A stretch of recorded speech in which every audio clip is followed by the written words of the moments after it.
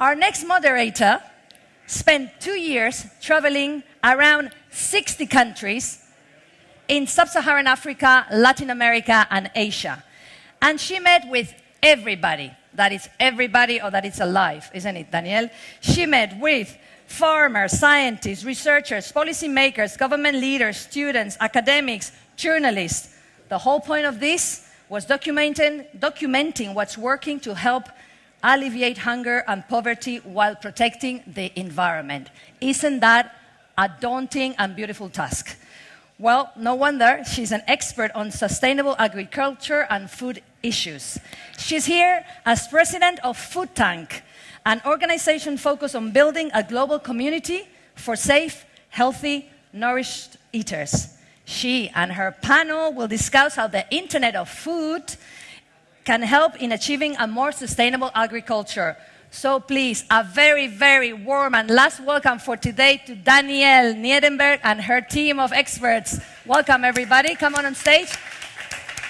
Come on, Christina. Well, she's going to introduce them. Thank you Christina, very much. Isabel, you know her, and Fran. Isabel, you've been in all the panels today. That's fine.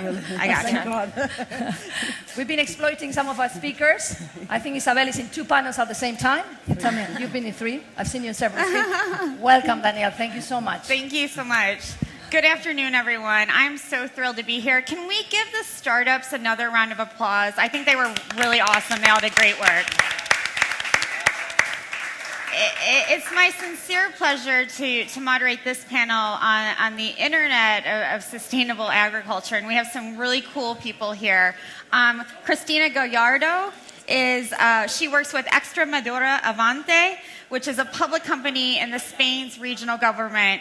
And prior to this role, Cristina has worked on many projects, including as project manager in the Foundation for the Development of Science and Technology in Extremadura. Isabel Hoffman, as you heard from a couple of times today, is the co-founder and CEO of Telspec, the company behind the world's first food sensor. She's a serial entrepreneur, an innovator, an educator, and I'm really thrilled that she can be on this panel to talk about her work. And our final panelist is Fran Garcia. Fran is an engineer, an agronomist, and the founder of the company AgroMapping. And he says he founded AgroMapping to facilitate the implementation and adoption of high-resolution remote sensing with drones by the agricultural sector. In other words, he takes all of that great data that's being collected by things flying in the air and makes it really useful to farmers. Again, I'm really happy to have all of these panelists and all of you who've stuck it out through the day. Cristina, I'm just going to start with you. You work with a lot of food startups and innovators. Can you talk about some of the challenges they face as startups and then some of the successes that they're developing in their work? Yeah, well, of course, yeah, we have, in our region, we have a short experience in the implementation on a startup program. We are now in our 3rd edition of the program, and we realize that the way for we to support them is just to focus on our regional specialization.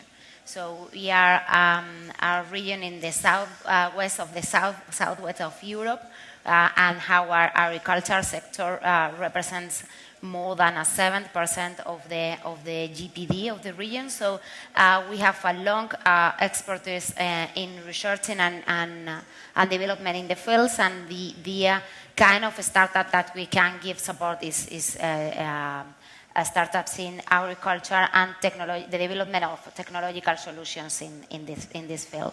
So the way of from our experience and talking about the startup we support and their proposal that we receive, what we realize is that the more success stories are related on how the startup face them global challenges. So you know that water and pollution are global challenges, and the way on what startups are able to face these global challenges with local intervention, helping and giving support to farmers are the more success stories.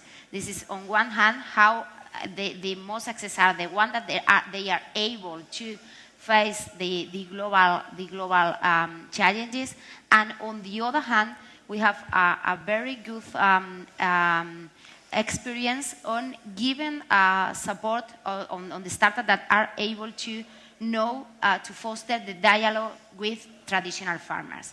And what I want to say, we are just experts in our field of work, and you know, millennials use their own language and farmers use their own language, and sometimes startups are not able to make farmers to be aware on that they can improve the way in that they use their field work. So those startups that are able to foster the dialogue are the more successful in our case. So we have very, very good products and experiences in the field of sensorization, monitorization, data mining, and so on. But the most successful ones are the ones that are able to bridge this digital gap. So we have two examples on a startup from our region that are related on this field, on fostering and promoting this dialogue. And one of them that started with, at the beginning, the name of the startup is Agrostren, and they started with an smart irrigation solution that is so common. At the end, they realized that they can help the farmers in terms of security. So they just move their solution from smart irrigation to security in the small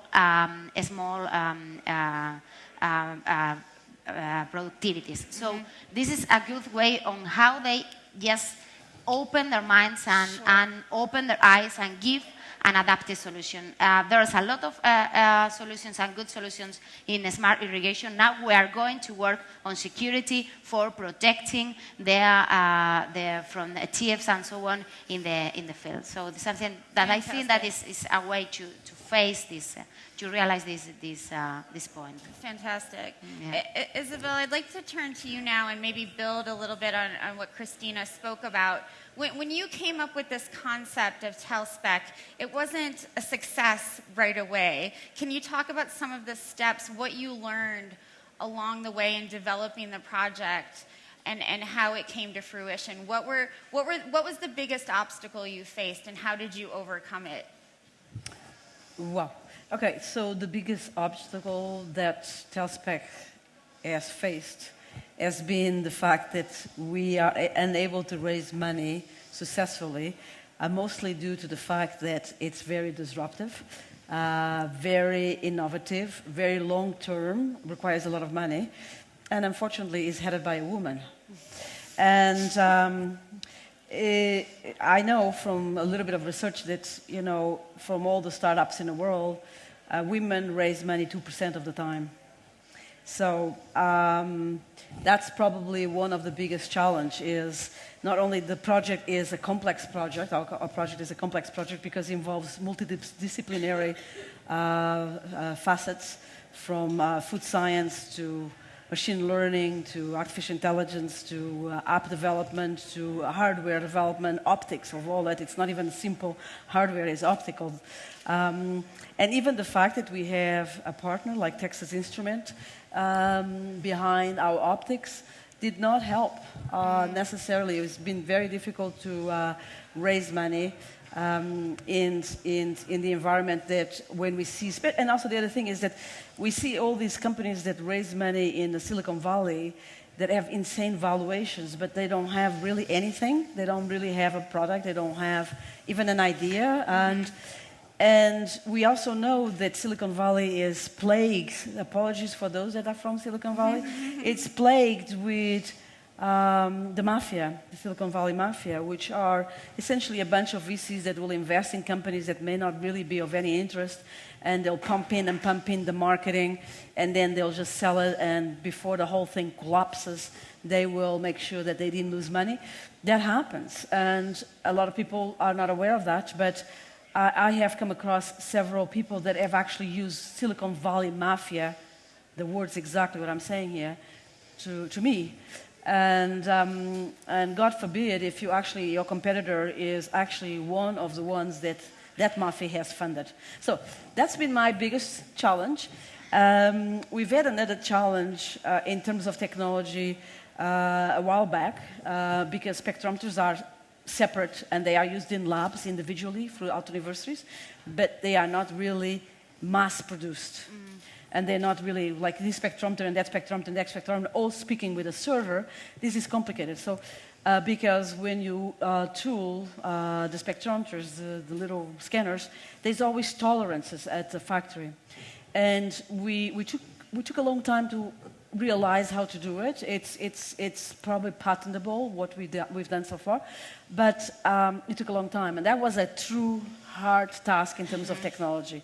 That probably was the only one that was really seriously hard. The rest was all just funding. Just give us the damn funding, and we know what to do. And don't control us, because we also know what you do and you do not. In most cases, that's the problem. And the other problem, of course, is like not only I'm a woman, but I'm not exactly in my 20s, so I'm not going to be fooled by something that is just simply not acceptable.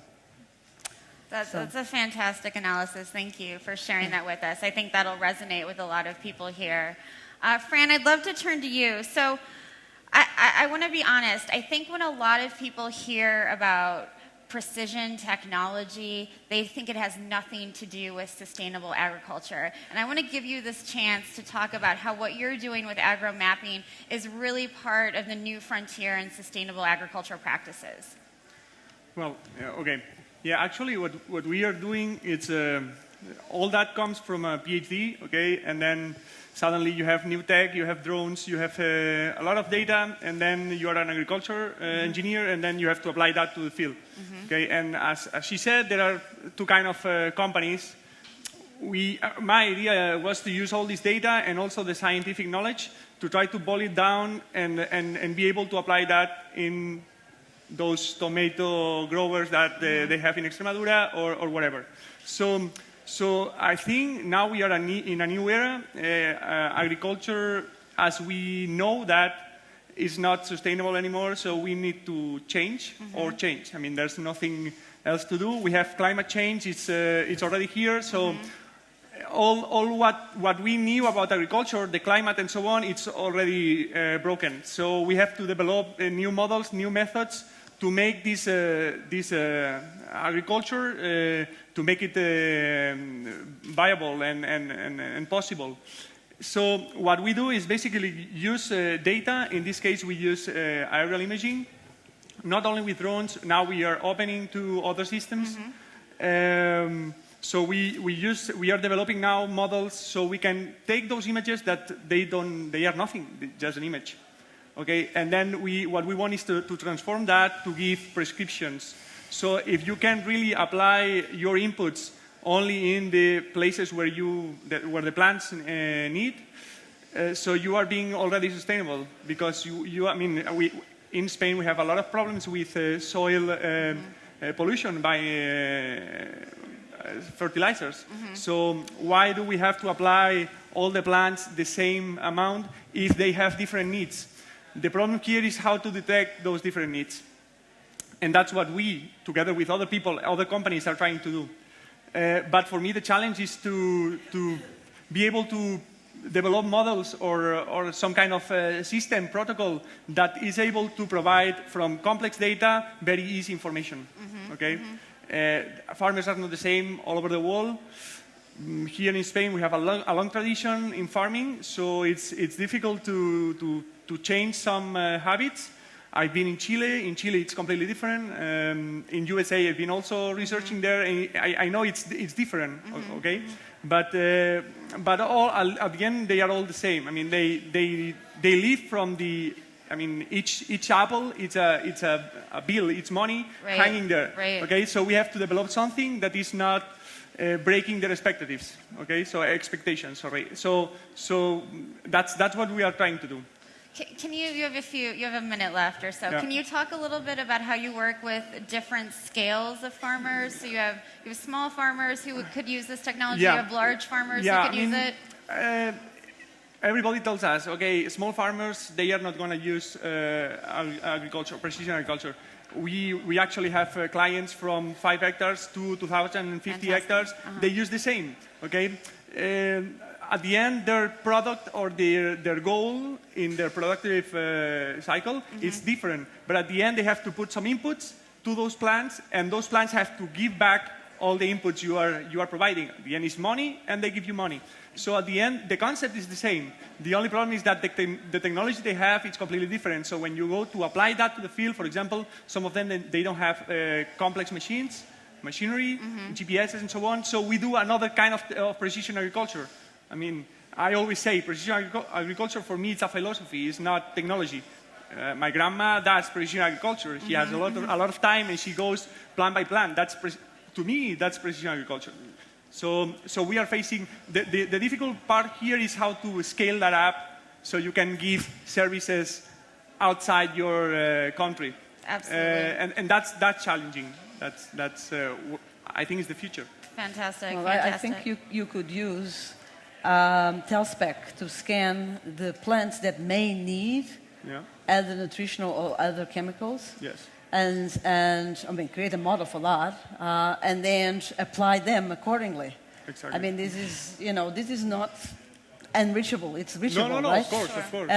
We actually, Telspec just started doing the model for organic. Well, organic. Organic is many words for many people. So our module is actually for no pesticides and no fertilizers, regardless whether or not those pesticides and fertilizers are allowed to be on the certification process for organic. So we just started, actually, just a few days ago. We got a bunch of tomatoes, 7 or 8 genotypes of tomatoes from Denmark, because Denmark has a huge community of people that don't use fertilizers and pesticides. And now we are actually spiking those tomatoes with different pesticides to see what they look in the near-infrared. So, I mean, eventually Telspec could do something similar for your farmers, which is like this plant actually needs zinc and that one doesn't, or whatever, right? Sure. Yeah. I want to give you a chance, Christina, to address this question of scale with the farmers you work with and talk about, how you're working with different sized farms. Yeah, well, in fact, how our relation with the farmers is really different in terms of the implication that they have with the project. So when we talk about the big farmers and so on, sometimes they have this kind of feeling for giving support to startups. So they are open-minded in many ways to listen, to open to new solutions. So in fact, to be honest, our better relationship is in terms of big farmers with a specialized team in innovation and research and development. Yeah, this is our better way of working, because at the end they are open to listen to new opportunities. So it's easy. Yeah, and also, we have also a good relationship with the associations and cooperatives that they have a kind of one spoker man or somebody to talk with them or to have a direct relationship with the startup. So just to be clear, you're working very closely with farmers' organizations and cooperatives, getting them involved. This is the way because they are a kind of prescriptors of knowledge. So they do the previous review and scanning of solutions, and then they promote, and the small farmers are open to listen to them better than directly to the startups. Absolutely. So it's a way to enter in the channels of markets and so on. No, that sharing of information, I think, is what's so interesting about what you do, allowing farmers to take that knowledge and teach other farmers in the community. I want to ask you all, and Isabel touched on this before, I mean, as startups and as as organizations who work with startups, what are you missing? What besides funding? What do you wish you had more of? Is it more government support? Is it more nonprofit support? Is it more attention from the media? What's missing as you work with organizations or develop your own innovations? What's missing? What could really help you? Do you want to go first? Okay. Well, Telspec is my 8th company, so I'm actually a serial entrepreneur. So I'm going to try to think of those different 8 companies, what was missing. And I don't think there's a consistent answer. I mean, Well, with TELSPEC, tell us with what's missing. TELSPEC, besides funding, actually, the next problem probably is human resources, because we have multidisciplinary application, and so often the people that understand how to do machine learning, they understand zero of chemistry, and the computational chemists don't know how to program, and the programmers don't know how to explain. So it's difficult. And then, of course, the food sciences navigate through this without any knowledge of actual programming, or so on top of it we have spectroscopy. So the training of multidisciplinary people, and in particular the training of bioinformatics and people that actually can look at the organic aspects of what we scan and create proper modules. This has been probably the biggest difficulty we have, because every time we have a person that is really successful with us, they get grabbed by, Amazon, Google, they get paid salaries that are ridiculous, and even when we say, okay, this is the mission and our mission is really good, they still go. So, and that's, I think, probably because our system in the world is based on a value for money that is disproportionate to the value for integrity and ethics. I mean, if there was some sort of a tax for integrity, probably be really successful, because we probably would have more options to gather people. Hey, we're going to tax you if you leave, or whatever, I don't know. But it's difficult to actually find those people, and then after not finding them, training them, losing them. So that's probably the biggest challenge, I think, after funding. Thank you. Fran, do you want to go next? Yeah, I really agree with you, because sometimes you did it. Probably it was a mistake. You didn't consider. I mean, I always say, if we work in agriculture, we agriculturists or engineers, that we know about biology and agriculture, physiology, as well as engineering. And sometimes we are. I mean, you see companies, they don't have any agricultural engineer in their staff, and they are working in agriculture. How can you sell something or explain something if you don't really know? I mean, of course you can learn and you can do whatever, but I did my PhD in Denmark, so I know quite well, and working in spectroscopy. So maybe we know maybe we should talk. Yeah, and what I saw from them is that they have multidisciplinary teams. I mean, you know from your area, and then you share your information with the next one, and then like that. So instead of trying to be the one who knows everything, then let's put your effort in the small parcel that you know, and then just give this information to the next one. So we build this team, and finding people who is I won't say capable, but who is willing to do that, to just focusing in this small part and sharing a lot of information, and then finding himself the most important person in the company. That's difficult. That's difficult. It's difficult to share your information. I mean, we all want the same. If we are in a company, we all want the same objective. So let's try together. And that's being quite difficult at the moment. So you both want people who have less ego about all of this. It's not ego. It's just they are willing to work as a team, not as an individual team person. workers, yeah. You know, we in TELSPEC, we don't have walls. So, when I'm on the phone as a CEO and I'm talking and I'm discussing from business development to financing to whatever, everybody hears. So, and everybody participates, and then everybody shares, and everybody has a coffee and says, what do you think of this? So I don't know if that's sustainable when you go to 200 people, right? But going about Denmark, I had the opportunity to visit Denmark for a food festival at Horus this summer. And I totally fell in love with that country. And I think that country actually should be the model for all the other countries in the world. I mean, not only they have a double certification for... They have bad weather, that's important. Well, it was really nice, actually. And everybody went swimming in the ocean. In winter. So, it was August.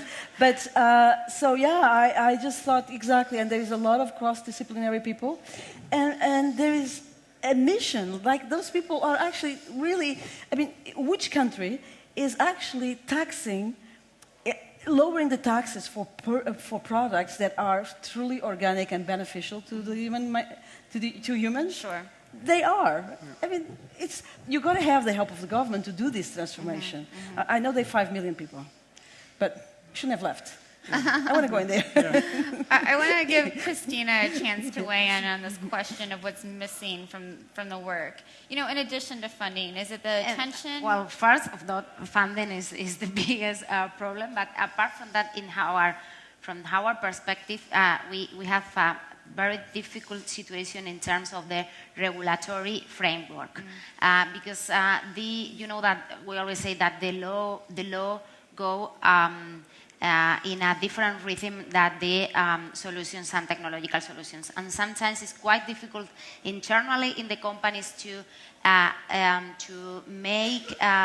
be able to integrate the legal department in the process of creation. Sometimes it's difficult for them to understand from the beginning that they have to be part of in a concrete project. And generally speaking, sometimes when you want to promote something that is disruptive, you find something against, and more even in Europe and Spain, for you to that is a very high mountain to go. Something we think that is a barrier.